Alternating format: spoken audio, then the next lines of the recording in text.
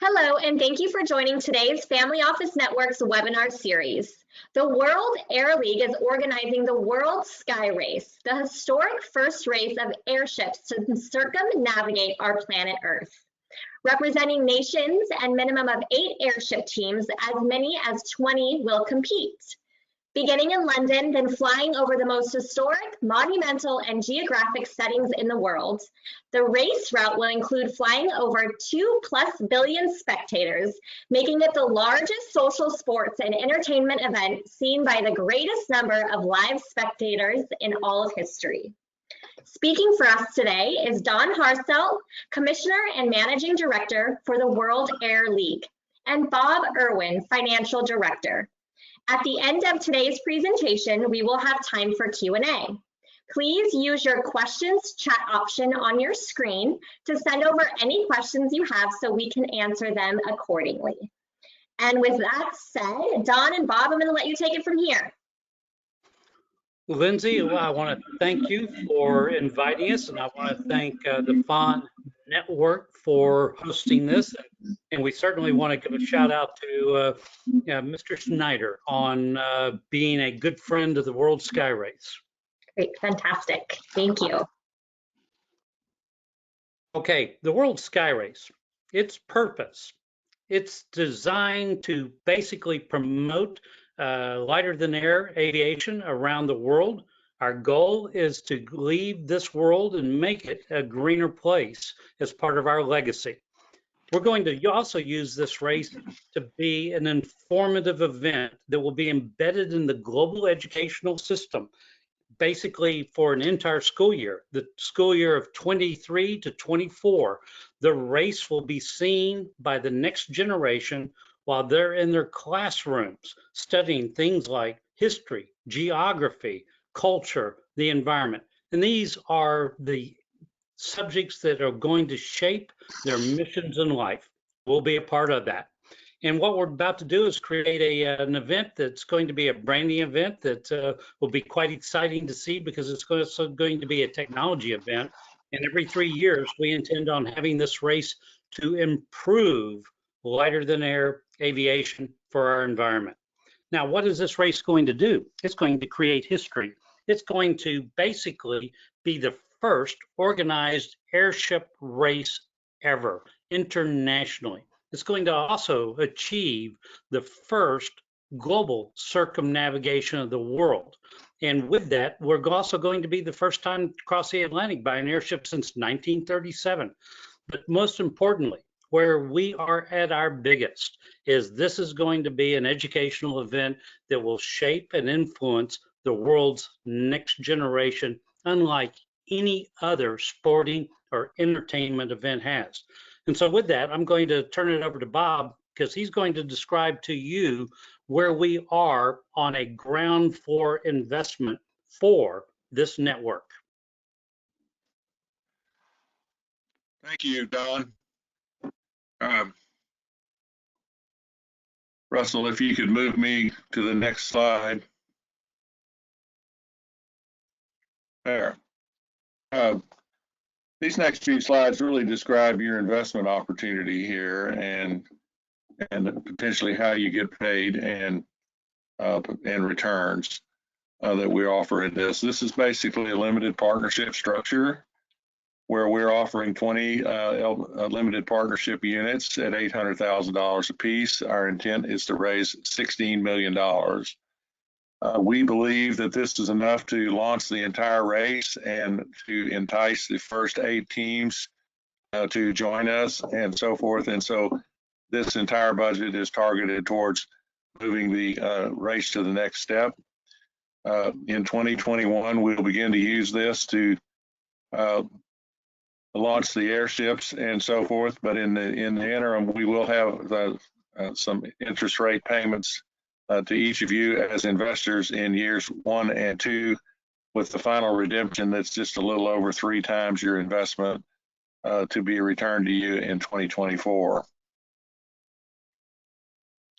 So the working capital basically will secure 8 airships, which we already have identified for team formations, as soon as possible. Along that, with that, we will refurbish 2 of the airships and go through all the way through the FAA certification process in order that one can be positioned in Europe and in the Middle East, and another in North America. These basically will be our sales rooms and selling tools in order to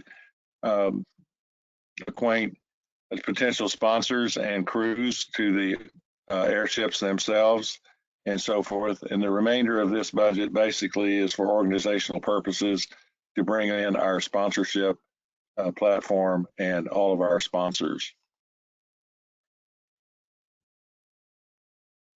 Go ahead, Russell.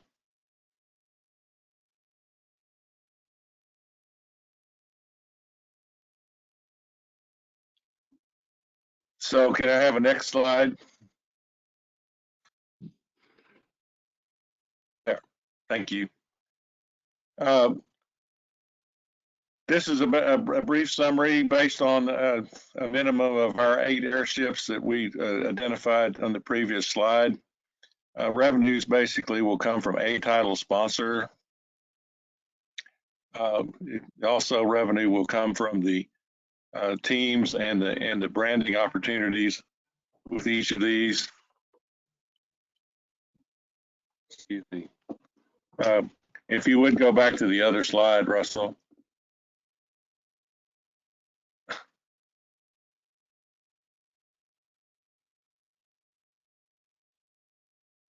Well, go ahead, Don. All right, appears to have some technical glitches here.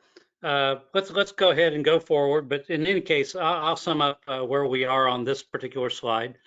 We're looking at a total of 8 teams, and with the production of our revenues, this is going to be basically a cash event as far as generation of our returns on investment. We're looking at being able to do this expansion without additional debt after our first working capital. And essentially, what's going to kick in immediately upon our having sales rooms available will be the broadcast agreements with global companies, either like Disney or Discovery Channel. We'll do merchandising, sub-licensing, and that's going to be a very, very large element of this project.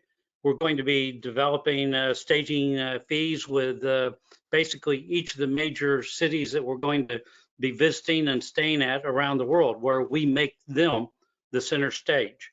So with that, we're going to have some fairly decent gross revenues as a result of what our expenditure to revenue ratio is going to be like. Next slide, please.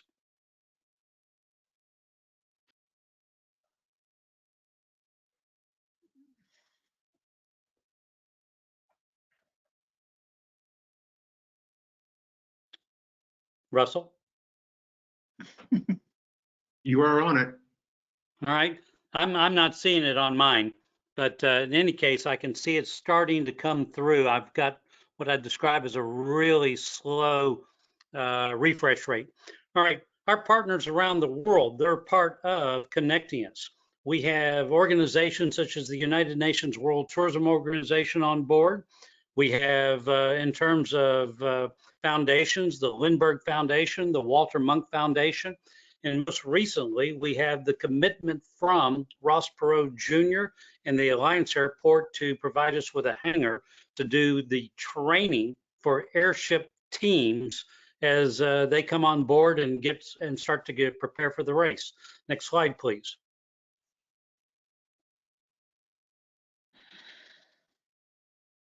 You're on social media. All right, it's not on my system. Basically, the social media, I'm not seeing it at all. Is there, what about you or you, Bob? Are you seeing social media? No. There it is now. Maybe just give it a few seconds. I'm not sure, but it's on there now. All right. Well, basically, the social media, it's going to be the cash register that drives the revenues of this race. We're going to have billions of personal experiential viewings. This race route is designed to specifically fly over the coastal regions of Europe, the Mediterranean, North Africa, the Middle East, India, Southeast Asia, Asia, West Coast of North America, East Coast of North America and back to Europe. And so in that, we're flying over more than 2 billion people.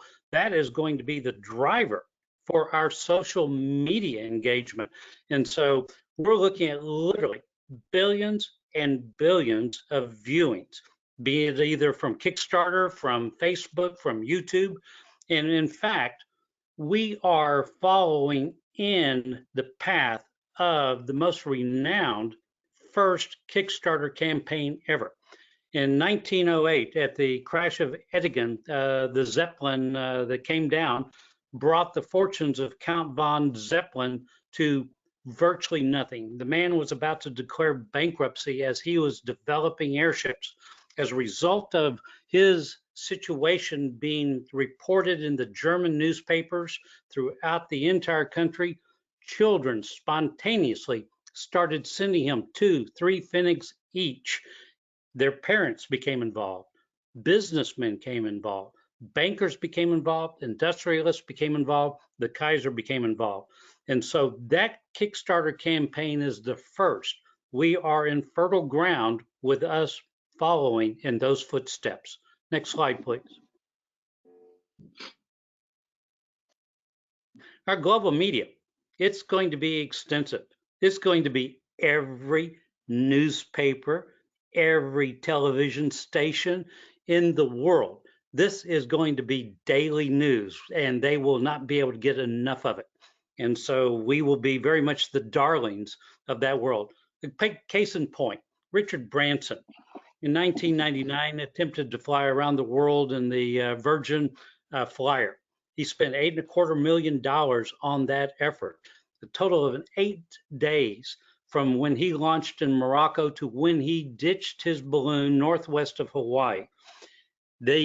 Basically, the entire world was watching. They were basically paying attention to his every move. Virgin did an analysis of the clipping services of his media exposure.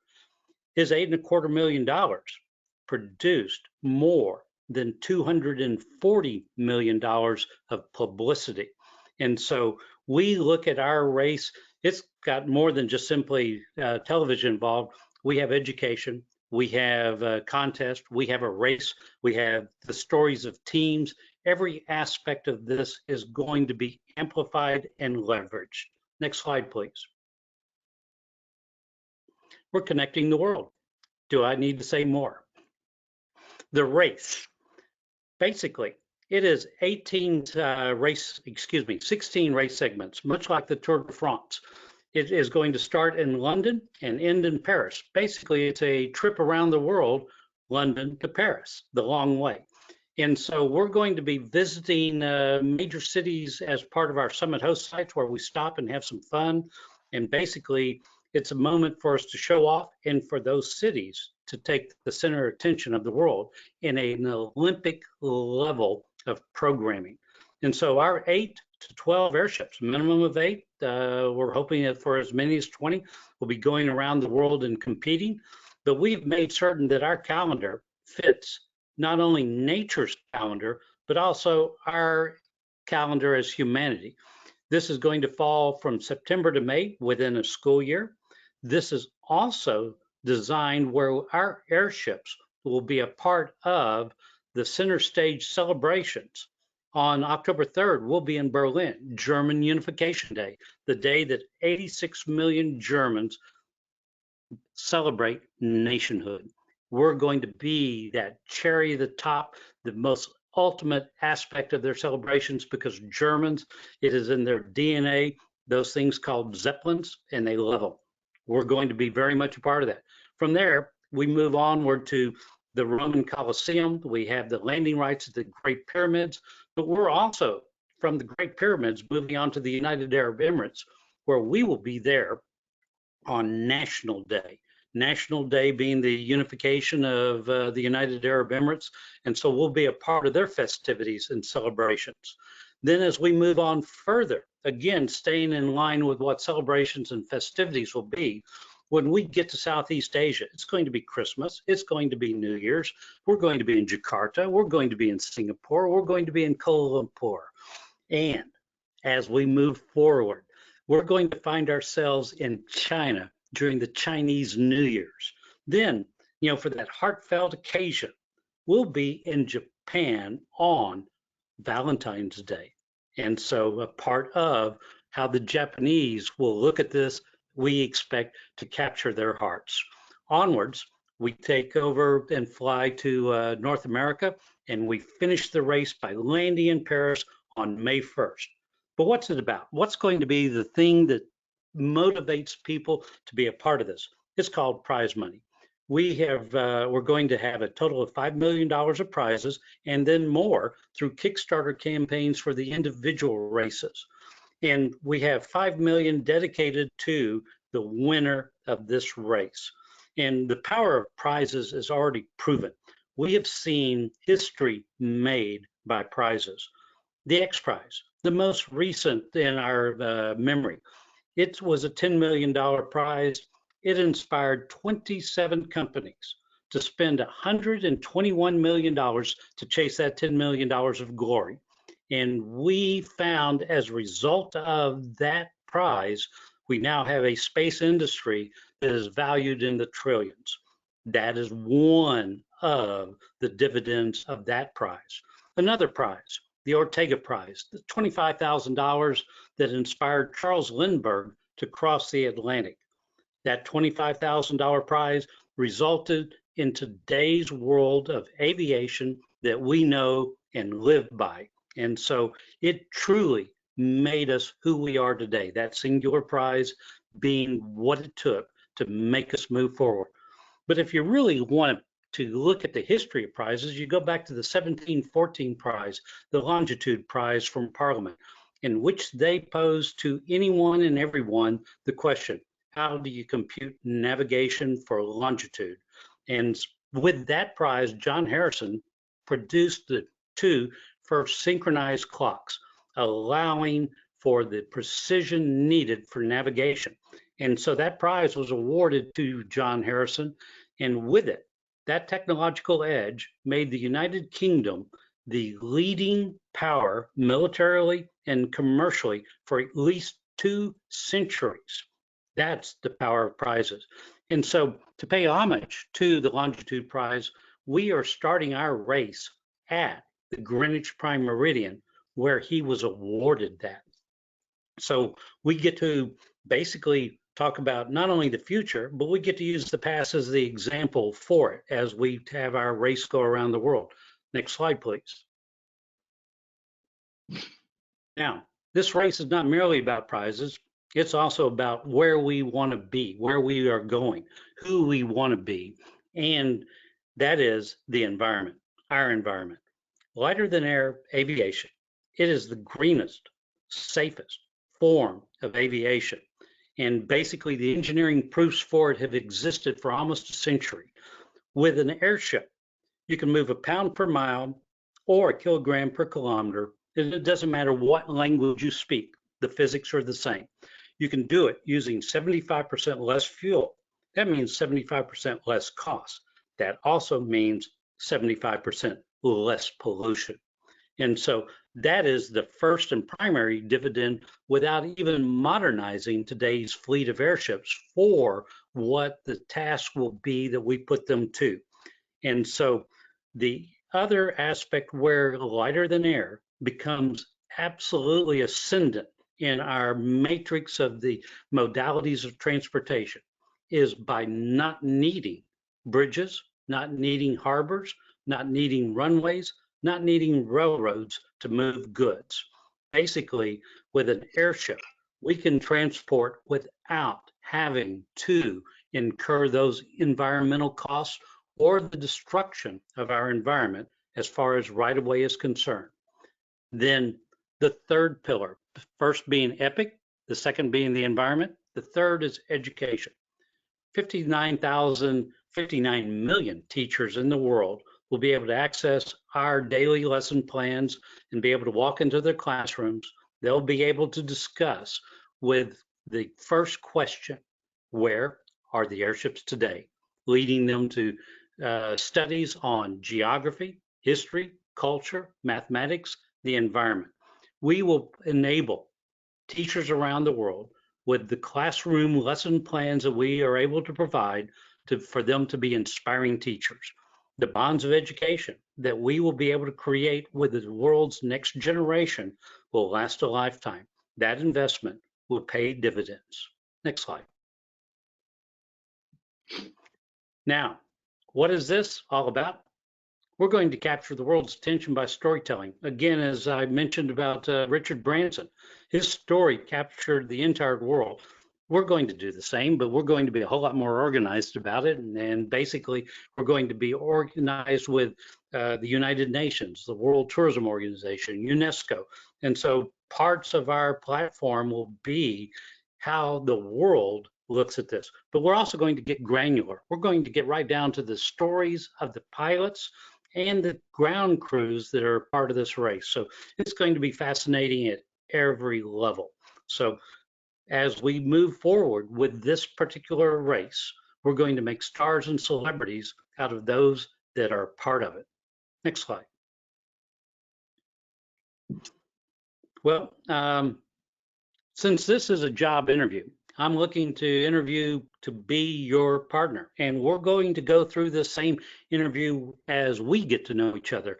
I do feel the need to tell you a little bit about the management team of which I'm a part of, and essentially my background is I am a retired CPA, I'm a retired attorney, I'm also an inventor, and my projects have included things like talking NASA into letting me borrow their vacuum chambers, my hiring the curator of the Magna Carta, developing techniques of subliming ice out of paper, and with that, getting to manage the restoration for the Central Public Library for the city of Los Angeles.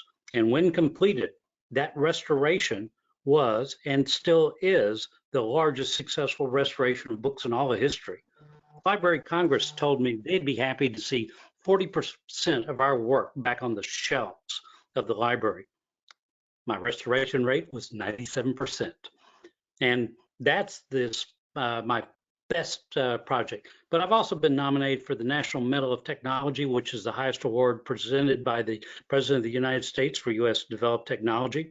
One of the inventions in which I was a co-inventor received the R&D 100 award, which is being recognized as one of the top 100 inventions in the world. In that instance is the development of a submarine that could travel through gasoline and do inspections of above ground storage tanks without draining the tank. And so I've been fortunate to get to be a consultant on the restoration of the Windsor Castle, the Reichstag, and provided the restoration services for the Hofburg Palace in Vienna. So that's a little bit about me and the projects that I have worked on. We have a stellar team.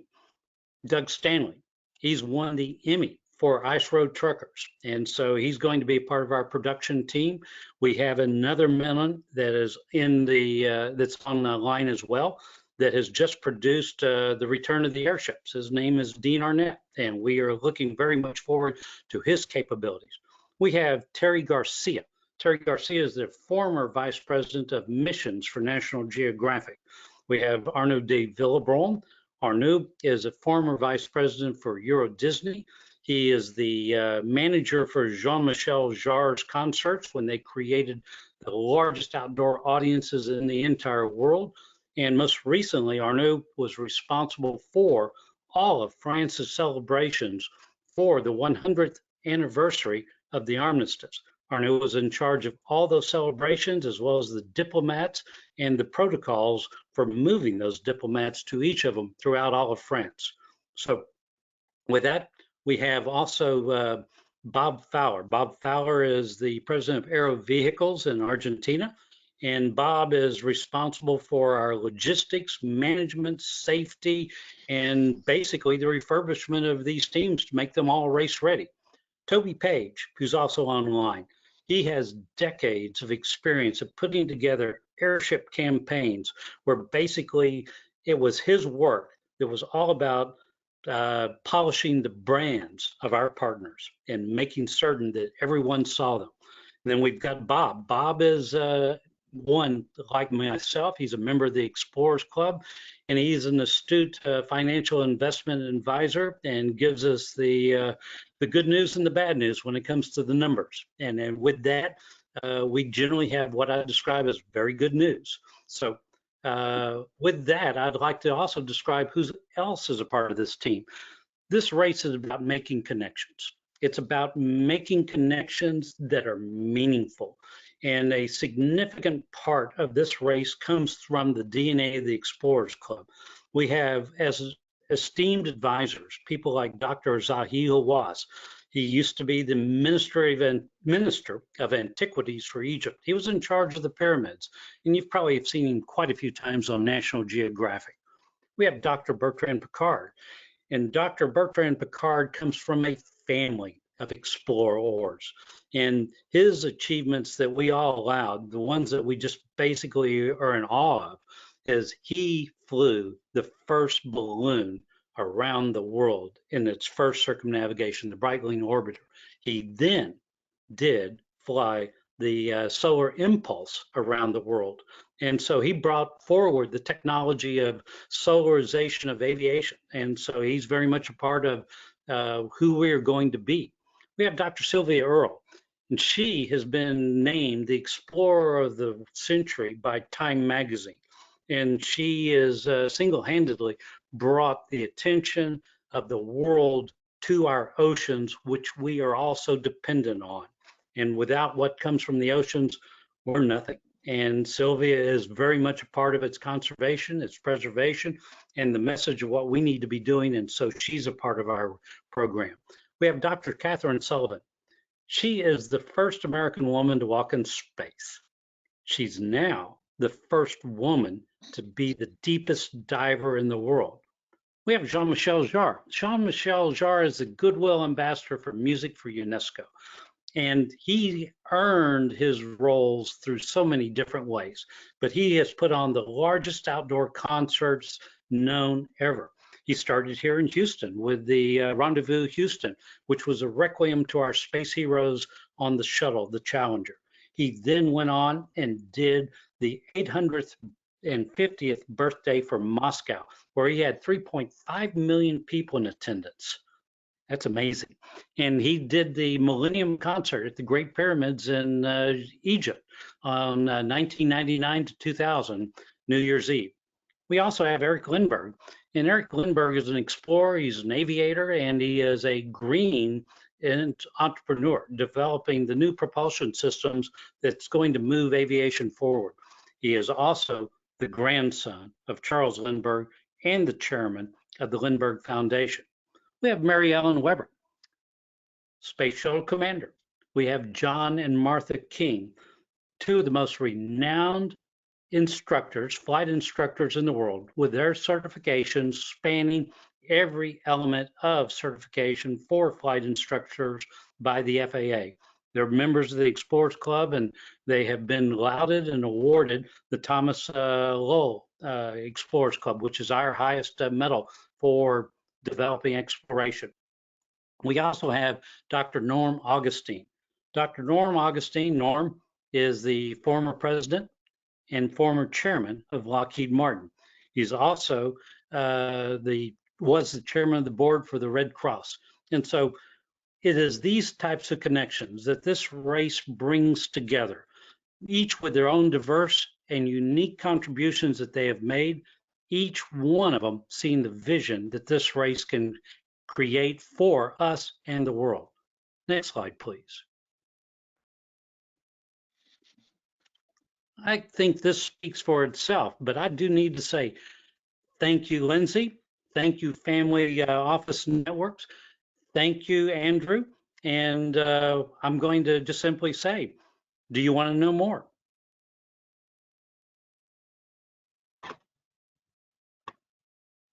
Don, thank you so much. And Bob, appreciate that. I would love to open it up to Q&A now. So again, we encourage questions using your questions chat option over on the right side of your screen to send over any questions you have so we can jump right into it. Gentlemen, I did receive some questions from our audience before the webinar started, so I'm going to start with those. First question is, will this be safe? Is there safety protocol in place?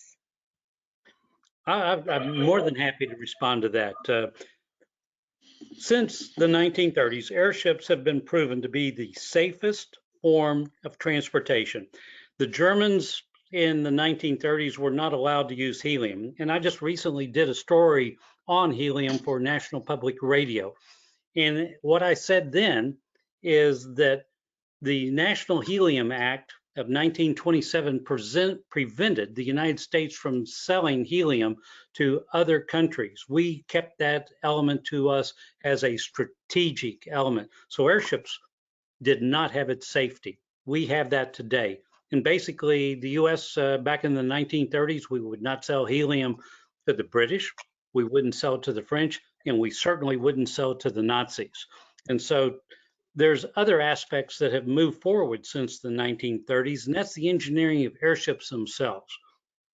The Hindenburg, at the time when it was first constructed, it was predominantly made out of the one thing that could hold helium or hydrogen inside it without it escaping at a rapid rate, and that was the interior of cow stomachs.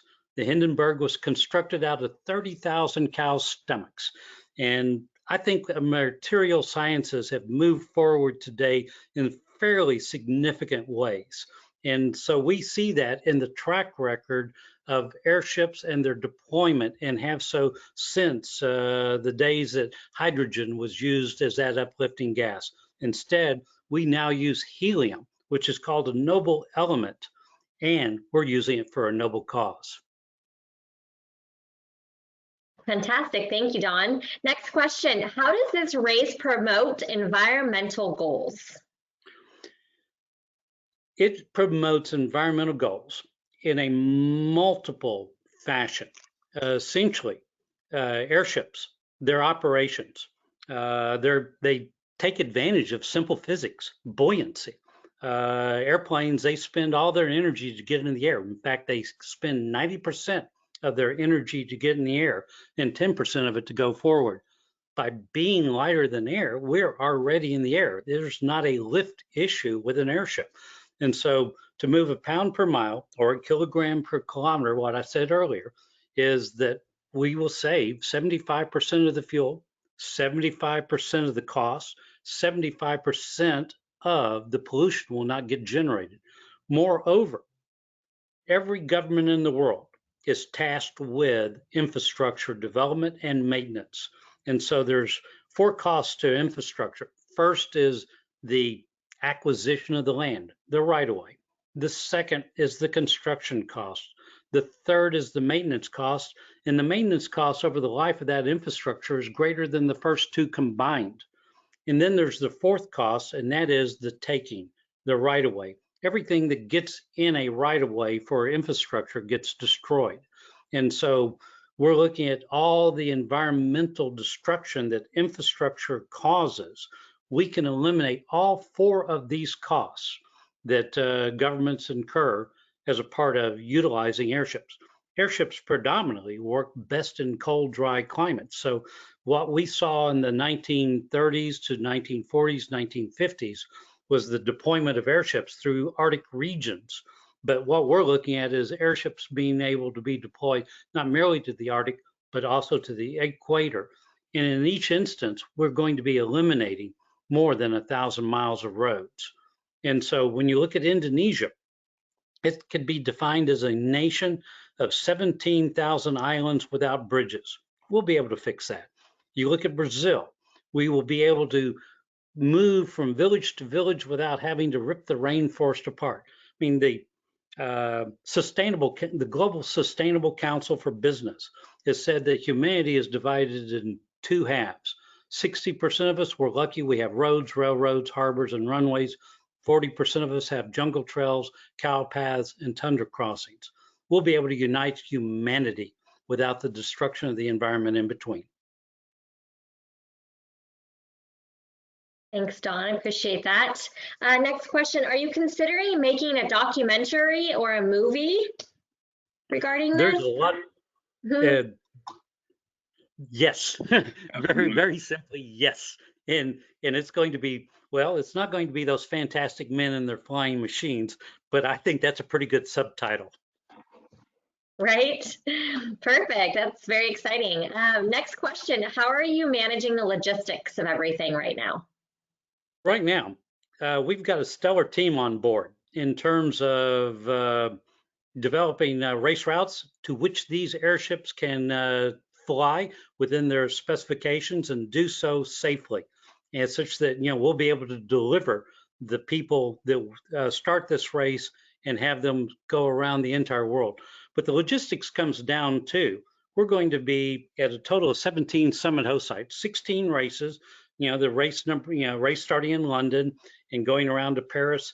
So we're going to be moving, in essence, our ground is a bit of a flying circus, hopscotching over each other to get to the next destination. It's also going to require something on the order of about 60 additional airfields for us to be able to stop and fill the fuel tanks of these airships.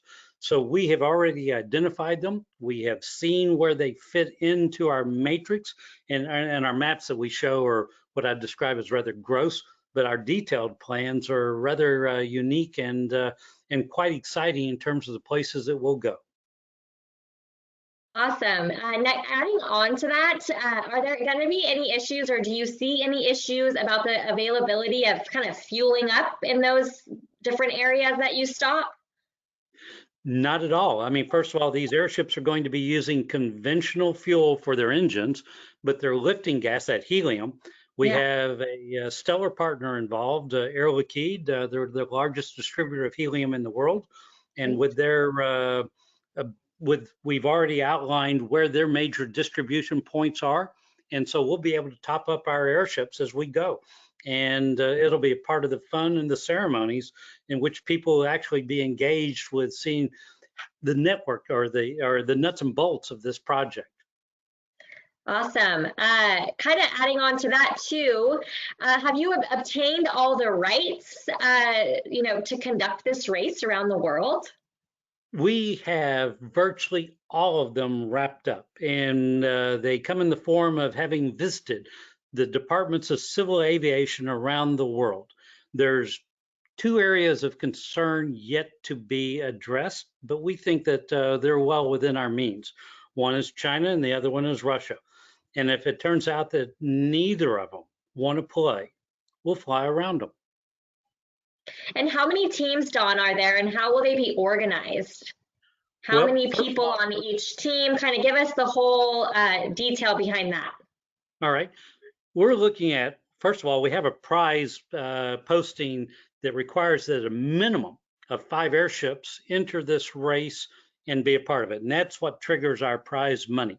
And so that carrot is already out there and in existence. With the airships that we're looking at today, we're looking at a minimum of forming 8 teams around the airships that are available. Then there is a total of about 35 airships in the world as a part of that 8 that I just described. We're looking at this race being able to let virtually every one of those airships be in at least one segment or more. And so we're hoping to see our field of airships in this race to amount to as many as 20. When we look at the numbers of people involved, it's going to be typically about 4 people in the cabin crew, the pilots, the navigators, the co-pilots.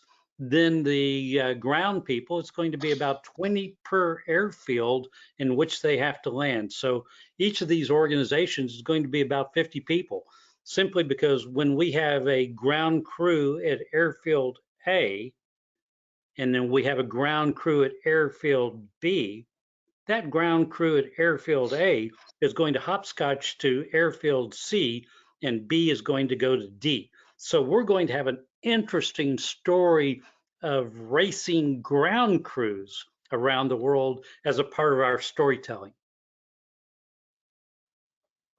So adding on to that now, how is everyone going to be trained in that process? Are the pilots trained in a specific way, and then the ground crew, and then do you guys do maybe like a dry run rehearsal, or give us a little bit more on that part too?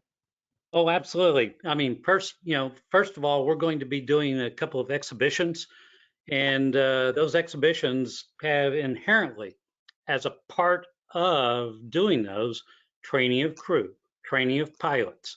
basically getting the logistics operations down on movement of fuel and matching them up with locations to where we're going to be. And it also gives us a reason to call out the media, to get them engaged and to get them to start becoming a part of our story building as we move forward. So as we look at 21 to 22, and the purpose of this phone call right now is to develop the funding to make those exhibitions occur.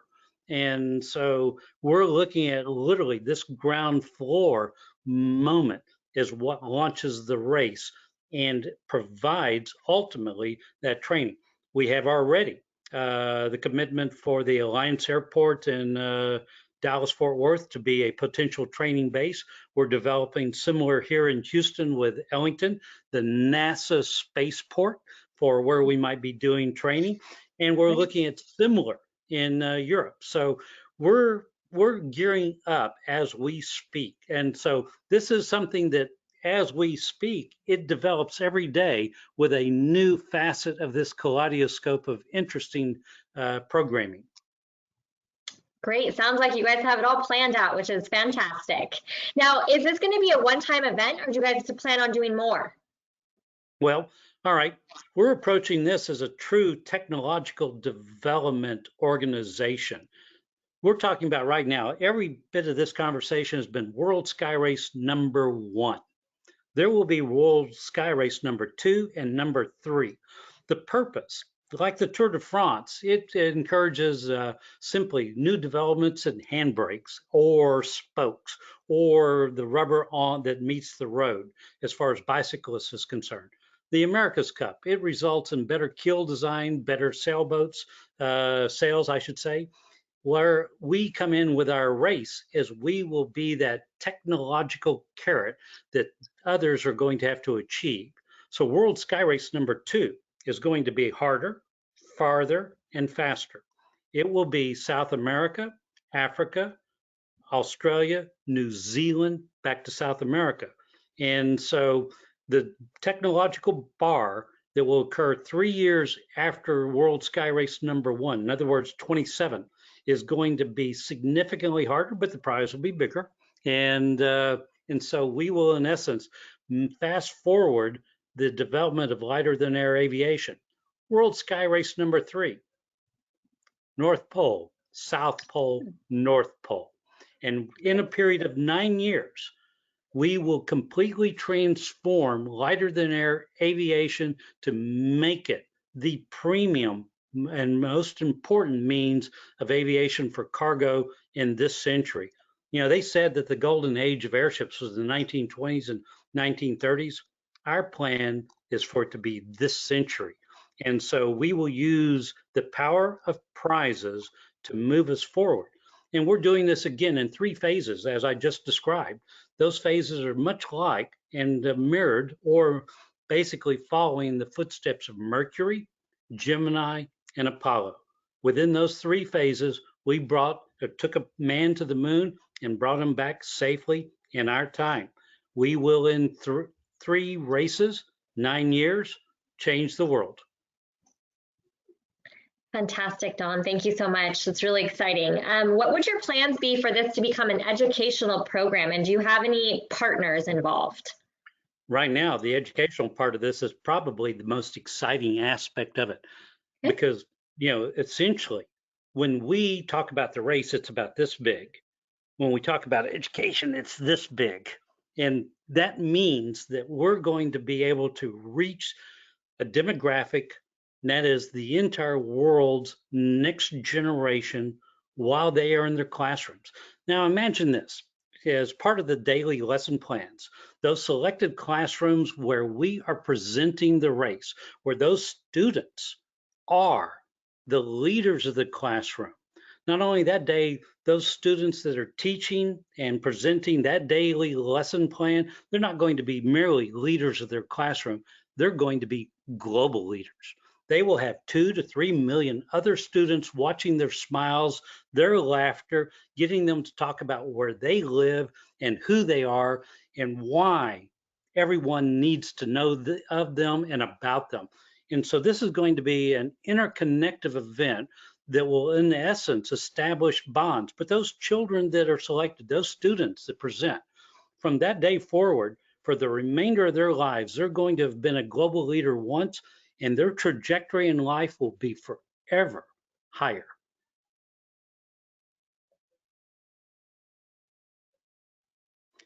Lindsay, I can't hear you. Sorry, thanks, I muted myself. right. You mentioned the Explorers Club a few times. Who are they? Can you give us a little bit more background on them? Well, Bob and I are members of the Explorers Club, and I would have to say a significant part of our advisory directors, their DNA is the Explorers Club. Explorers Club was founded in 1904 to fund the first expedition to the North Pole. The members of the club include first to the North Pole, first to the South Pole, first to the top of Mount Everest, deepest in the ocean, and first to the moon. The Explorers Club is known for its first. We're going to be presenting to the club the first circumnavigation of the globe by an airship. It's not as illustrious as those that I just mentioned, but nevertheless, we push boundaries forward as a club. It is our goal to have science make expeditions. And with that, we are able to showcase the pathway for humanity to follow. So I'm very much a proud member of the Explorers Club, and the Explorers Club is very much part of the DNA of this race. Great, next question, which I feel this question is actually pretty exciting. So I'm interested to see how it's going to be answered. How will you overcome language barriers? Basically, we're looking at having partners like, and this is to be determined, so take this with a grain of salt, but we're looking at either Google or Microsoft, and when you start looking at their translation services being semi-universal, and then at the same time, with each of the countries in which we're going, part of the engagement that we have in our staging agreements is to make certain that the ministries of education are a part of our local organization. And it is through them that we're going to be able to have consistent translation of the materials associated with this race. And as we move forward, we're going to be able to make this, in essence, a universal translator for people to basically smile around. Great, great. Let's see, this seems to be the last question so far. How can I get involved in organizing a team, and what would I need? All right, team organization, you're talking to the right people. And we're looking at getting teams organized. Right now, we have two in formation, one representing France and another representing South America. And so it is that embryonic organizational requirements where we impose, in essence, our requirements on what the teams need to have, and that is the certifications of their pilots. They have to have an airship that is FAA or equivalency certified. They need to be able to prove to us that certification is current, and also with that, they need to bring their insurance certificates. And so, in essence, we will work with them in every shape, form, and fashion on getting their crews engaged on the different aspects of this race that are going to be logistics challenges, and provide for them opportunity to do the training in advance of this race, so that way people are doing what they know as opposed to guessing the first time. Great. Perfect. Okay, that does seem to be the last question, gentlemen. To all of our attendees, thank you so much for joining us today. I will be following up with everyone individually, so if there's any additional questions for Don or Bob, I will get you in direct contact with them. Is there anything else that you would like to add before we sign off for the day? Well, first of all, I need to thank everybody for being here, and greatly appreciated. And I certainly want to come back to saying thank you, Lindsay. Thank you, Andrew. Thank you, Fawn Network. But when you raise a glass tonight and propose a toast to whoever you're talking to, please raise that glass and say, embrace the race. Perfect, Don. Thank you so much, everyone. Have a great day. Thank you. Thank you.